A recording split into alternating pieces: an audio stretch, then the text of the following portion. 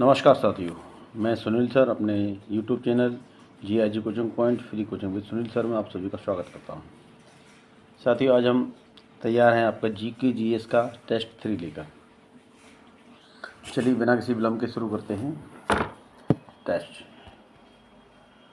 ये रहा आपकी स्क्रीन पर पहला क्वेश्चन।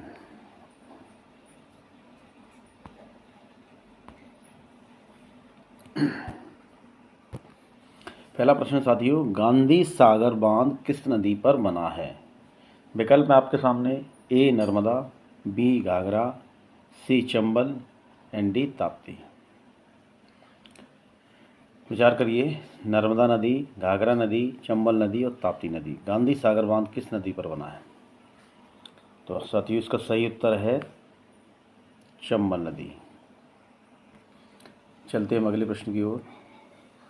अगला प्रश्न ये रहा, हाल ही में पश्मीना क्राफ्ट को GI टैग मिला है, यह किस राज्य केंद्र शासित प्रदेश से संबंधित है? विकल्प में आपके सामने A Himachal Pradesh, B Uttarakhand, C Jammu Kashmir and D Arunachal Pradesh. साथियों, उत्तर के करीब इसके बारे में कुछ आपको बताते हैं। तो इसका सही उत्तर है साथियों जम्मू एंड कश्मीर। जम्मू एंड कश्मीर। ये साथियों है क्या? पश्मीना क्राफ्ट है क्या? ये साथियों, ये पश्मीना नामक एक बकरी होती है, उसके ऊन से बनाए जाने वाले जो उत्पाद हैं, उन उत्पादों को पश्मीना क्राफ्ट कहते हैं। और इसको भौगोलिक संकेतक में जो पहचान चिन्ह मिला है GI टैग, तो ये जम्मू कश्मीर जो वर्तमान हमारा केंद्र शासित प्रदेश है उससे संबंधित है सर।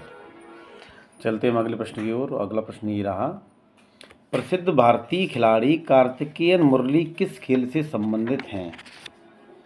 प्रसिद्ध भारतीय खिलाड़ी कार्तिकेयन मुरली किस खेल से संबंधित हैं, आपको ये बताना है। तो कार्तिकेयन मुरली की बात करें तो ये विकल्प है आपके सामने हॉकी, बास्केटबॉल, क्रिकेट और शतरंज। अपना आंसर टिक करिए। और साथ ही इसका सही आंसर है आपका शतरंज। अभी कार्तिकेयन मुरली इस समय चर्चा में क्यों हैं? तो ये भारतीय शतरंज के ग्रैंड मास्टर हैं और इन्होंने कतर मास्टर्स में विश्व के नंबर 1 खिलाड़ी नॉर्वे के मैग्नस कार्लसन को हराया, इसीलिए ये चर्चा में साथियों। चलते हैं अगले प्रश्न की ओर।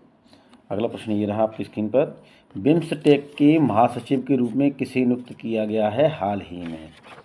तो आपको क्या बताना है? बिम्स्टेक के महासचिव के रूप में हाल ही में किसे नियुक्त किया गया है? ऑप्शन है आपके सामने A Indrabadi Pandey, B Arindam Bagchi, C BK Mohanty and D Manish Shah. सही उत्तर इसमें से आपको टिक करना है। साथ ही इसका सही उत्तर है इंद्रमणि पांडे। इंद्रमणि पांडे जी को हाल ही में बिम्स्टेक के महासचिव के रूप में नियुक्त किया गया है। और साथ ही प्रश्न आता है बिम्स्टेक है क्या? तो बिम्स्टेक का फुल फॉर्म है BIMSTEC।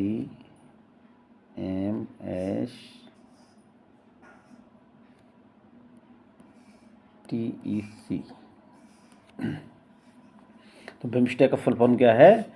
Bay of Bengal Initiative for Multi Sectoral Technical and Economic Corporation. ये साथियों एक 7 देशों का क्षेत्रीय संगठन है। अब इसमें 7 देश कौन कौन से हैं? तो इसमें 7 देश हैं साथियों, भारत, बांग्लादेश, भूटान, नेपाल, श्रीलंका, और 2 देश वो हैं आपके साउथ ईस्ट एशिया के म्यांमार और थाईलैंड। इस प्रकार से ये 7 देशों से मिलकर बना है संगठन बिम्स्टेक। और इसका मुख्यालय कहाँ साथियों? इसके मुख्यालय इसका बांग्लादेश की राजधानी ढाका में। कहाँ पर इसका मुख्यालय? ढाका। तो ये आपको याद रखना है। एक प्रश्न में कई प्रश्न समाहित हो गए। चलते हैं अगले प्रश्न की तरफ। अगला प्रश्न ये रहा, किस अभिनेता को 69वें राष्ट्रीय फिल्म पुरस्कार में सर्वश्रेष्ठ अभिनेता का पुरस्कार मिला? आपको ये बात करनी है। विकल्प आपके सामने A Allu Arjun, B Shahrukh Khan, C Ranbir Kapoor and D Ajay Devgn. अपना आंसर टिक करिए साथियों। और इस प्रश्न का सही उत्तर है अल्लू अर्जुन।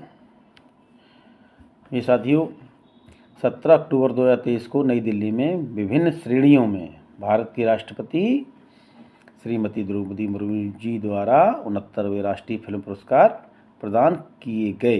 अब किस वर्ष के लिए प्रदान किए गए? तो ये वर्ष 2021 के लिए प्रदान किए गए। और इस फिल्म में, इस जो राष्ट्रीय फिल्म पुरस्कार है, इसमें फिल्म है एक पुष्पा द राज, आपने सुना होगा, पुष्पा झुकता नहीं, उसी का जो हीरो हैं अल्लू अर्जुन जी, उनको सर्वश्रेष्ठ अभिनेता का पुरस्कार दिया गया। चलिए साथियों अगले प्रश्न की ओर। अगला प्रश्न ये है, राष्ट्रीय अंतरिक्ष दिवस किस दिन मनाया जाता है? विकल्प हैं ए 5 जनवरी, बी 10 जनवरी, सी 25 अक्टूबर और डी 23 अगस्त। अब इसमें हम आपको हिंट करना चाहेंगे कि जिस दिन चंद्रयान 3 लैंड किया चंद्रमा की सतह पर, उसी दिन को राष्ट्रीय अंतरिक्ष दिवस के रूप में मनाया जाना शुरू किया गया है। तो ये लेटेस्ट शुरू किया गया है। अतः ये प्रश्न करंट से संबंधित बहुत ही महत्वपूर्ण प्रश्न बन जाता है। तो आपको उत्तर करना है, और इस प्रश्न का सही उत्तर है साथियों 23 अगस्त। 23 अगस्त। चलते हैं अगले प्रश्न की ओर। अगला प्रश्न है आपका, भारतीय वायुसेना दिवस किस दिन मनाया जाता है? भारतीय वायुसेना दिवस। विकल्प में आपके सामने 15 अगस्त, बी 10 जनवरी, सी 8 अक्टूबर एंड डी 17 अक्टूबर। आपको सही आंसर टिक करना है। भारतीय वायुसेना दिवस किस दिन मनाया जाता है? तो इसका सही उत्तर है साथियों 8 अक्टूबर। चलते हैं अगले प्रश्न की ओर। अगला प्रश्न ये रहा आपके सामने, सूर्य का अध्ययन करने वाला पहला अंतरिक्ष आधारित भारतीय मिशन है। क्या साथियों?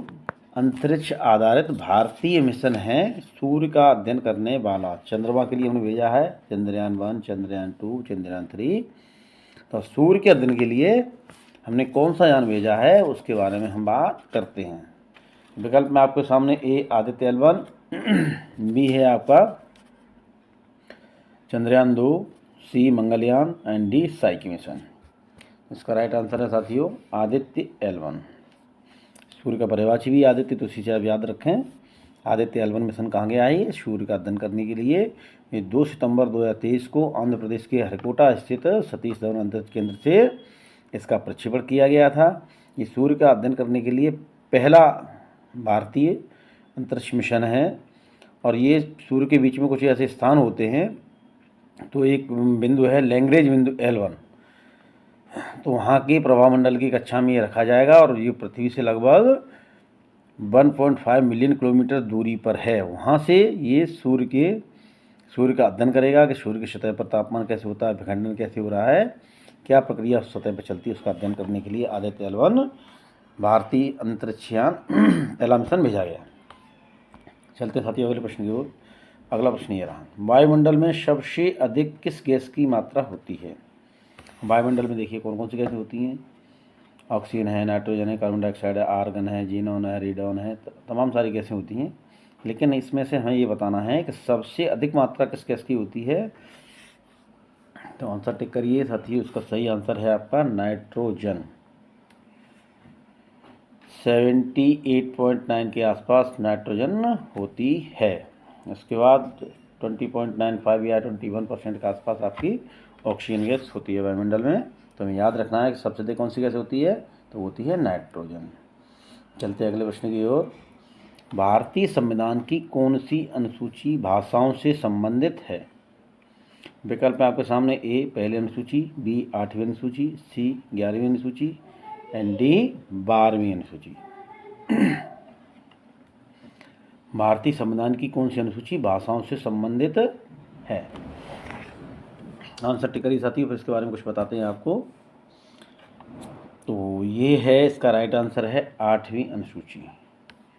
8वीं अनुसूची में 22 भाषाएं हैं, 22 भाषाएं।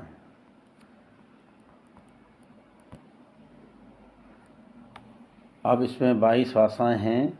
कौन कौन सी 22 भाषाएं? क्या शुरू से 22 भाषाएं थी? नहीं साथियों, अंत में इसमें बोडो, डोगरी, मैथिली और संथाली नामक भाषाएं जोड़ी गई। तो वर्तमान में 8वीं अनुसूची में 22 भाषाएं हैं साथियों। चलते हैं हम अगले प्रश्न की ओर। भारत सरकार द्वारा सिंगल यूज प्लास्टिक को समाप्त करने के लिए प्रतिबंध कब से शुरू किया गया है?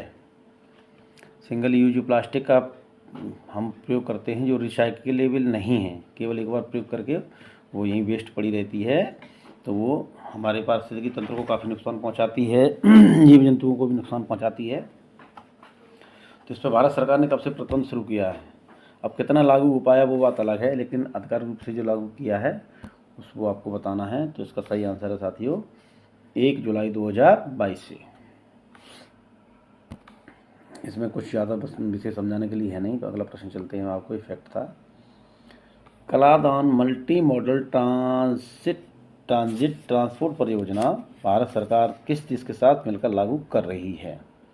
कलादान परियोजना साथियों आपने सुनी होगी, ये काफ़ी पुरानी परियोजना है। तो किस देश के साथ मिलकर ये भारत सरकार इस प्रोजेक्ट पर काम कर रही है? आंसर टिक करिए, और इसका सही आंसर है साथियों म्यांमार। कौन सी देश के साथ कर रही है? तो अपना पड़ोसी म्यांमार देश है, उसके साथ कलादान मल्टी मॉडल प्रोजेक्ट पर भारत सरकार मिलकर काम कर रही है। चलते हैं अगले प्रश्न की ओर। अगला प्रश्न ये रहा आपकी स्क्रीन पर। राष्ट्रीय ऊंट अनुसंधान केंद्र कहाँ स्थित है? राष्ट्रीय ऊंट अनुसंधान केंद्र कहाँ स्थित है? तो आपको ऊंट के नाम से याद आता है राजस्थान, लेकिन यहाँ जब विकल्प आप देखेंगे, विकल्प ए जोधपुर, विकल्प बी बीकानेर, विकल्प सी उदयपुर और विकल्प डी जयपुर, चारों ही विकल्प राजस्थान से हैं। तो फिर तो आपको इसकी सही जानकारी होगी, तभी आप उत्तर टिक कर पाएंगे। बताइए साथियों इसका क्या उत्तर है? तो इसका राइट आंसर है बीकानेर। सारे प्रश्न जो भी मैं बता रहा हूँ आपको बहुत ही इंपॉर्टेंट है, और यदि आप मेरे चैनल पे मेरे साथ जुड़े रहते हैं तो इसी प्रकार के टेस्ट आपके लिए अवेलेबल बने रहेंगे। पर वीक में ऐसे 2 टेस्ट आपके लिए लेकर आऊँगा, जिसमें आपकी करंट और स्टिल जीके से संबंधित सारे ही प्रश्न होंगे। जीके और जीएस भी इसमें कंबाइंड होगा। इसमें आपको ज्योग्राफी के क्वेश्चन भी देखने को मिलेंगे, पॉलिटिक्स के क्वेश्चन भी देखने को मिलेंगे, हिस्ट्री के क्वेश्चन भी देखने को मिलेंगे, एनवायरनमेंट से संबंधित क्वेश्चन भी आपको इसमें देखने को मिलेंगे, एग्रीकल्चर से भी एंड साइंस एंड टेक्नोलॉजी से संबंधित क्वेश्चन भी आपको इसमें देखने को मिलेंगे साथियों। चलते हम अगले प्रश्न की ओर। अगला प्रश्न है आपका, पूर्व पश्चिम गलियारा एवं उत्तर दक्षिण गलियारा दोनों किस स्थान पर एक दूसरे को काटते हैं? आपको ये बताना है पूर्व पश्चिम और उत्तर दक्षिण गलियारा किस स्थान पर एक दूसरे को काटते हैं। विकल्प आपके सामने ए प्रयागराज, बी भोपाल, सी झांसी और डी उज्जैन। तो आपको ये पहले पता होना चाहिए कि पूर्व पश्चिम गलियारा कौन सा है और उत्तर दक्षिण गलियारा कौन सा है, फिर आपको ये पता होगा कि किस कटान बिंदु पर या किस शहर के आसपास एक दूसरे को काटते हैं। आंसर है पहला विकल्प है ए प्रयागराज, बी भोपाल, सी झांसी और डी उज्जैन। चलिए साथियों इसका सही आंसर टिक करते हैं। तो सही आंसर है आपका झांसी। अब इसके बारे में कुछ आपको और डिटेल बताते हैं। जो पूर्व पश्चिम गलियारा है ये आपके पूर्व में असम में सिलचर नामक स्थान से, पश्चिम में आपका पूर्व में सिलचर नामक स्थान से जो असम में स्थित है, पश्चिम में गुजरात में स्थित पोरबंदर को जोड़ता है। और जो आपका उत्तर दक्षिण गलियारा है साथियों, तो ये श्रीनगर से कन्याकुमारी को जोड़ता है, और दोनों जिस स्थान पर काटते हैं वो स्थान है आपका झांसी। क्या है? झांसी। चलते हैं अगले प्रश्न की ओर। और अगला प्रश्न ये रहा, अकबर द्वारा पंचमहल का निर्माण किस शहर में कराया गया था? विकल्प है साथियों ए आगरा, बी दिल्ली, सी इलाहाबाद और डी फतेहपुर सीकरी। साथियों अकबर के काल में स्थापत्य कला भी खूब फली फूली, लेकिन मुगल काल में सबसे अधिक स्थापत्य कला जो फली फूली वो आपके शाहजहाँ के निर्माण काल में है। लेकिन अकबर ने भी बहुत सारे स्थापत्य का निर्माण कराया है। तो आपको ये बताना है कि पंचमहल किस शहर में स्थित है, कहाँ पर इसका निर्माण कराया था।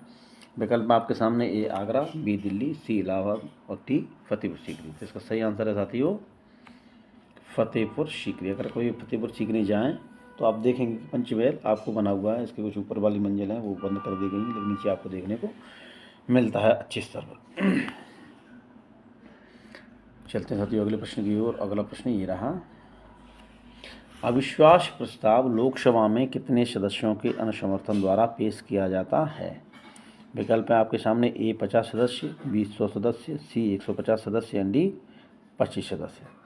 पहली बात तो साथियों ये है कि इसमें एक प्रश्न ये बन रहा है कि अविश्वास प्रस्ताव कहाँ पे पेश किया जाएगा, तो हमेशा लोकसभा में पेश किया जाता है, क्योंकि लोकसभा के सदस्य हैं जो वो प्रत्यक्ष रूप से निर्वाचित होते हैं और लोकसभा में जो बहुमत दल होता है उसी का नेता प्रधानमंत्री बनता है, वही सरकार का गठन करता है, सरकार चलाता है। तो अविश्वास प्रस्ताव भी कहाँ पेश किया जाता है, हमेशा लोकसभा में। अब लोकसभा में आप कब पेश कर सकते हैं, तो उसके लिए क्राइटेरिया ऐसा नहीं किसी का मन किया और एक व्यक्ति ही अपना अविश्वास प्रस्ताव पेश कर दिया तो उसको उस सदन का पूरा समय खराब होगा। तो उसकी व्यावहारिकता बनाए रखने के लिए ये निश्चित किया गया कि अगर कोई व्यक्ति अविश्वास प्रस्ताव लेकर आता है सरकार के खिलाफ तो उस अविश्वास प्रस्ताव पे कम से कम 50 सदस्यों का समर्थन प्राप्त होना चाहिए। 50 लोग उसको अनुमोदन करेंगे तभी वो प्रस्ताव पेश किया जा सकता है। साथियों चलते हैं हम अगले प्रश्न की ओर। अगला प्रश्न ये रहा, किस संविधान संशोधन द्वारा 9वीं अनुसूची भारतीय संविधान में जोड़ी गई थी। तो इसके संबंध में साथियों बता दें आपको कि जब संविधान लागू किया गया तो उस समय उसमें 8 अनुसूचियाँ ही थीं। कितनी अनुसूची थी, 8, और वर्तमान में कितनी हैं, 12। तो इसका मतलब 4 अनुसूचियाँ बाद में जोड़ी गई हैं। अब प्रश्न ये कहता है कि आपकी 9वीं अनुसूची कौन से संविधान संशोधन द्वारा जोड़ी गई है। विकल्प आपके सामने ए 4था संशोधन, बी 42वां संशोधन, सी पहला संशोधन एंड डी 9वां संशोधन। तो साथ ही इसका सही उत्तर है आपका पहले संशोधन द्वारा ही 9वीं अनुसूची जोड़ी गई थी भारतीय संविधान में। चलते हैं हम अगले प्रश्न की ओर। अंतर्राज्य परिषद का अध्यक्ष कौन होता है। विकल्प आपके सामने ए गृह मंत्री, बी रक्षा मंत्री, सी विदेश मंत्री एंड डी प्रधानमंत्री। विचार करिए, अंतर्राज्य परिषद का अध्यक्ष कौन होता है। गृह मंत्री, रक्षा मंत्री, विदेश मंत्री और प्रधानमंत्री।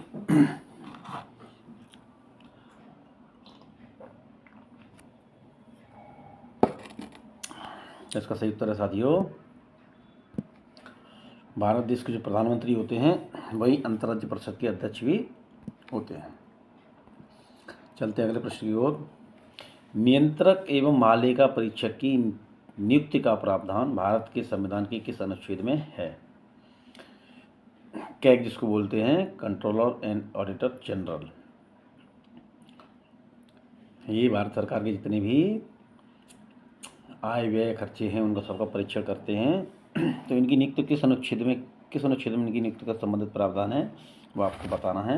विकल्प में आपके सामने अनुच्छेद ए विकल्प है अनुच्छेद 78 78, बी अनुच्छेद 95, C article 148 and D article 72। तो इसका राइट आंसर है साथियों आर्टिकल 148। साथियों आप मेरे साथ अपने अपने क्वेश्चन मुझसे पहले अपना आंसर टिक करिए और नोट करते रहिए। और यदि आपको लगता है कि आप इसे मेरे साथ साझा कर सकते हैं या मुझसे आपको कोई एडवाइस चाहिए तो आप कमेंट सेक्शन में बताइए कि आउट ऑफ 30 आपके कितने क्वेश्चन चाहिए हैं। तो उसके आधार पर मैं आपको बता सकता हूँ, एडवाइस कर सकता हूँ कि आपको किस तरह से अपनी तैयारी को आगे बढ़ाना चाहिए। चलते साथियों अगले प्रश्न की ओर। पृथ्वी का फेफड़ा किसे कहा जाता है। फेफड़ा साथियों ऐसा नहीं कि जैसे हमारी तरह फेफड़ा, पृथ्वी के भी फेफड़ा होता है। फेफड़े का तात्पर्य है कि कौन सा ऐसा क्षेत्र है जो पृथ्वी के वायुमंडल को शुद्ध करता है। फेफड़े क्या करते हैं, हमारे लिए वायु में से ऑक्सीजन को छान कर रक्त में मिलाते हैं, मिलाने का काम करते हैं ना। उसी तरह पृथ्वी को स्वस्थ रखने के लिए कौन सा ऐसा क्षेत्र है जिसको पर्यायवाची पृथ्वी का फेफड़ा भी कहा जाता है। इसको ऐसी उपमा दी गई है। विकल्प आपके सामने ए सुंदरवन, बी अमेजन वन, सी स्टेपीज घास के मैदान एंड डी महासागर। साथियों इसका सही आंसर आपका अमेजन वन। अमेजन के जो वन हैं बहुत बड़ी मात्रा में है और वो पृथ्वी के जितना भी कार्बन है उसकी बहुत बड़ी मात्रा को सिंक करते हैं, अवशोषित करते हैं। इसीलिए अमेजन के वन को पृथ्वी का फेफड़ा कहा जाता है। चलते हैं साथियों अगले प्रश्न की ओर। अगला प्रश्न है आपका, भूरी क्रांति का संबंध किससे है। विकल्प में आपके सामने मछली उत्पादन, उर्वरक उत्पादन, मांस उत्पादन और दुग्ध उत्पादन। आपने कौन कौन सी क्रांतियाँ सुनी साथियों। हरित क्रांति सुनी है, श्वेत क्रांति सुनी है, नीली क्रांति सुनी है, गुलाबी क्रांति सुनी है आपने, भूरी क्रांति भी सुनी होगी। तो इसका राइट आंसर क्या है? ए मछली उत्पादन, बी उर्वरक उत्पादन, सी मांस उत्पादन एंड डी दुग्ध उत्पादन। चलिए साथियों, इसका आंसर टिक करिए। तो इसका सही आंसर है भूरी क्रांति संबंधित है आपकी फर्टिलाइजेशन से संबंधित, उर्वरक उत्पादन से संबंधित है। चलते हैं अगले प्रश्न की ओर। अगला प्रश्न ये रहा आपकी स्क्रीन पर। भारत में हरित क्रांति के जनक कौन हैं? भारत में हरित क्रांति के जनक कौन हैं, ये आपको बताना है। विकल्प है आपका A M S. Swaminathan, B Norman Borlaug, C Verghese Kurien and D Sunderlal Bahuguna. तो आपको बताना है कि भारत में हरित क्रांति के जनक कौन है साथी। हरित क्रांति से गेहूं और धान की फसल के उत्पादन में बहुत बड़ी मात्रा में उत्पादन हुआ। देखिए साथियों, जब अपना देश आज़ाद हुआ तो उस समय हमारे पास इतना अन्न नहीं होता था, इतना अनाज नहीं पैदा करता था भारत देश कि हम अपने देश की जनता का भरण पोषण कर सकें। उस समय फिर हमें दूसरे देशों से मांगना पड़ता था। तो जब एक बार ऐसे ही अन्न की जब अपने देश में कमी हो गई तो अमेरिका से जो गेहूं मंगाया, तो बड़ी मेहनत के बाद अमेरिका ने गेहूं दिया था। वो भी जो गेहूं आया था उसकी क्वालिटी सड़ी गली टाइप की थी साथियों।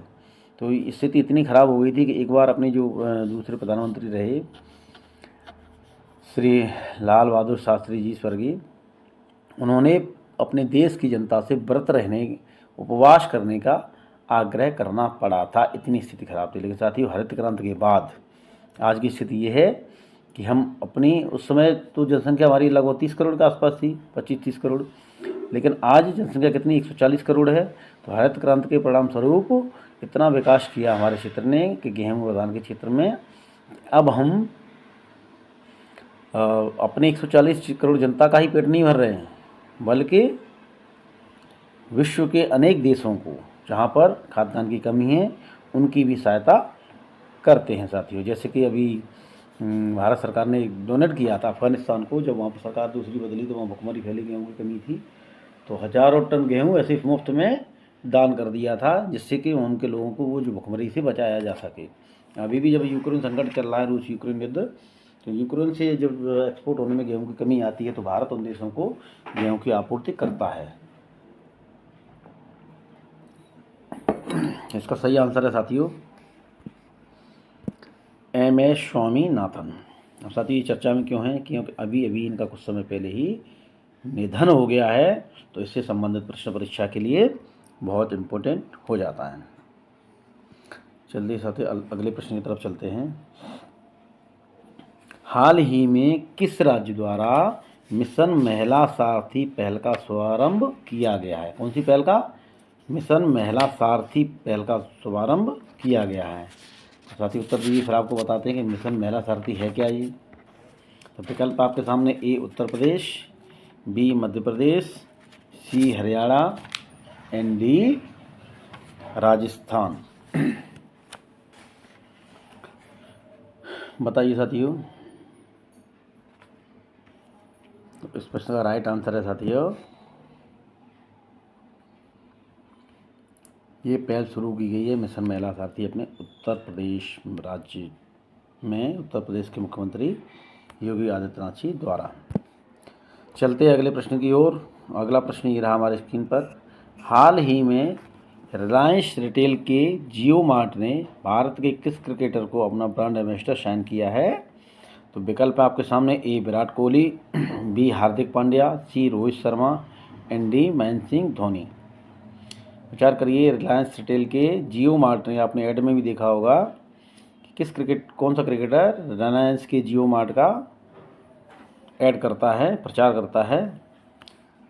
तो साथी कोई और नहीं, वो है अपना माही। कौन? माही, महेंद्र सिंह धोनी। चलते साथियों अगले प्रश्न की ओर। और अगला प्रश्न ये रहा। अमेरिकी अंतरिक्ष एजेंसी नासा ने हाल ही में मंगल ग्रह पर आए धूल भरे बवंडर को क्या नाम दिया है? अब हम सोचते थे कि हमारे यहाँ आंधी आती है, नहीं, मंगल पर भी आंधी तूफान आते हैं। तो उसका जो तूफान धूल भरा बवंडर आया, उसका क्या नाम दिया? उसको अध्ययन करने के लिए अमेरिकी एजेंसी वो वहाँ पर अपना मंगलयान उतार भी चुकी है, लैंड भी करा चुकी है। तो उसका क्या नाम दिया गया है, विचार करना है। विकल्प ए है dust devil, B Mars storm, C space तूफान और डी मार्स हरिकेन। इसमें आपको सही आंसर टिक करना है। सही आंसर है इसका साथियों डस्ट डेविल। क्या है, डस्ट डेविल। जो वहाँ पर तूफान आया, धूल भरा बवंडर, उसको अमेरिकी अंतरिक्ष एजेंसी नासा ने डस्ट डेविल नाम दिया है। अब साथियों अमेरिकी अंतरिक्ष एजेंसी का नाम नासा है, भारतीय अंतरिक्ष एजेंसी का नाम क्या है, तो आपको याद रखना है वो है इसरो। क्या है, इसरो। ये भी आपको याद रखना है। भारतीय जितने भी, चाहे आपको मंगलयान हो, चाहे आपका चंद्रयान हो, इनको कौन जारी करता है, तो इनको पूरा ऑपरेट करता है आपका इसरो। चलते अगले प्रश्न की ओर। अगला प्रश्न ये रहा, तुजू दर्रा किस राज्य में स्थित है साथियों। तुजू दर्रा किस राज्य में स्थित है, ये आपको बताना है। यदि आपने दर्रे पढ़े होंगे और आपने नहीं पढ़े तो मेरा जो क्लास है दर्रे से संबंधित, मैं उसका लिंक इसके आपके डिस्क्रिप्शन में डाल दूंगा, आप वहाँ से देख सकते हैं कि भारत के जो महत्वपूर्ण दर्रे कौन कौन से हैं। विकल्प आपके सामने A Meghalaya, B Tripura, C Assam and D Manipur. करिए अपने साथ अपना आंसर टिक करिए और आप मैच करिए मेरे आंसर के साथ। तो इसका सही आंसर है साथियों मणिपुर। कहाँ पर है आपके तुजू दर्रा, मणिपुर राज्य में स्थित है। चलते अगले प्रश्न की ओर। अगला प्रश्न ये रहा, बंगाल की खाड़ी में गिरने वाली नदी नहीं है, ये आपको याद रखना है। नदी नहीं है की बात की गई है। कौन सी बात की गई है, नदी नहीं है। ये विशेष रूप से आपको याद करना है। कभी कभी क्या होता है आप नहीं पर ध्यान ही नहीं देते हैं, तो आप जब परीक्षा में जाए प्रश्न देखें और नहीं है तो पहले नहीं को दिमाग में बिठा लें। क्या पूछ रहे हैं कि बंगाल में गिरने वाली नदी नहीं है, बंगाल की खाड़ी में गिरने वाली नदी नहीं है। विकल्प आपके सामने A Krishna, B Tapti, C Godavari and D Kaveri. तो यदि आपने देखा होगा, जानते हैं कृष्णा नदी भी जाती है आपकी बंगाल की खाड़ी में गिरती है, गोदावरी भी जाती है बंगाल की खाड़ी में गिरती है, कावेरी भी बंगाल की खाड़ी में गिरती है। और जो ताप्ती नदी आपकी है ये क्या करती है, ये गिरती है अरब सागर में। गिरती है अरब सागर में गिरती है। तो इसका सही उत्तर क्या हो जाएगा, ताप्ती नदी। चलते हैं साथियों अगले प्रश्न की ओर। भारतीय संविधान की 8वीं अनुसूची में कौन सी भाषा नहीं है। अब इस प्रश्न का उत्तर देने के लिए आपको 8वीं अनुसूची में जो 22 भाषा है, अगर एक बार आपने उनको रीड थ्रू किया है तो ही आप बता सकते हैं। तो देखिए विकल्प आपके सामने A Hindi, B Maithili, C Dogri and D Angrezi. करिए मंथन, कौन सी भाषा ऐसी है जो आपके भारतीय संविधान की 8वीं अनुसूची में नहीं है। ये प्रश्न भी अक्सर कर पूछा जाता है।